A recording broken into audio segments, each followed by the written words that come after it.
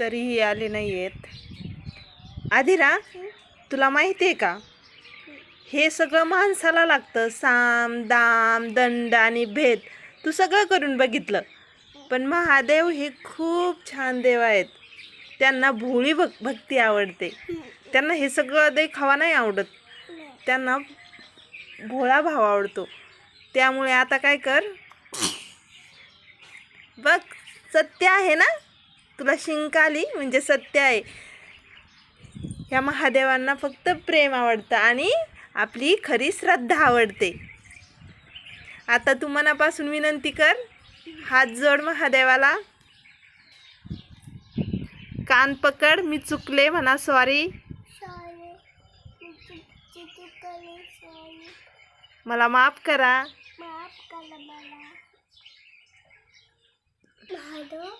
अधिरानी मारली कळकळून महादेवाला मिठी. अधिराने आंघोळ केली, पाणी तसेच आहे. कशाचा आवाज येतो इथे? बेलाचे झाड आहे इथे.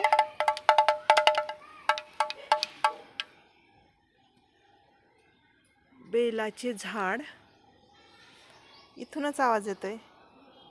हे काय आहे?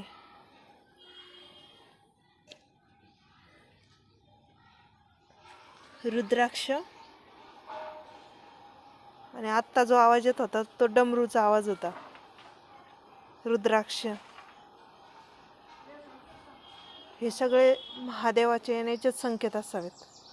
म्हणजे अधिराला बेलाच्या झाडाचीच पूजा करायला सांगावं लागेल, कारण बेलाच्या झाडामध्ये महादेवाचा वास असतो.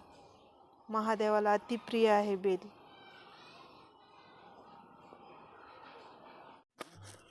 2 दिवसापासून अधिरा बेलाची पूजा करते, बेलाची पण सेवा करते. म्हणतात ना, महादेवाचा वास असतो बेलाखाली. अधिरा काढते बेलाजवळ रांगोळी.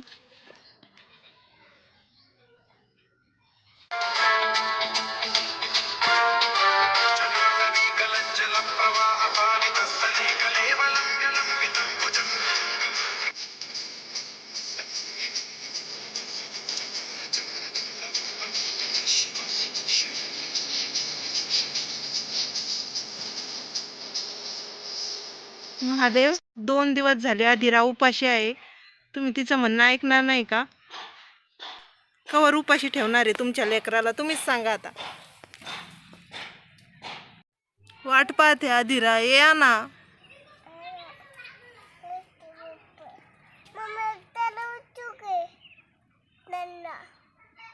येत नाही ना बाप्पा, मी वाट पाहते म्हणा, या ना. या ना बाप्पा, प्लीज.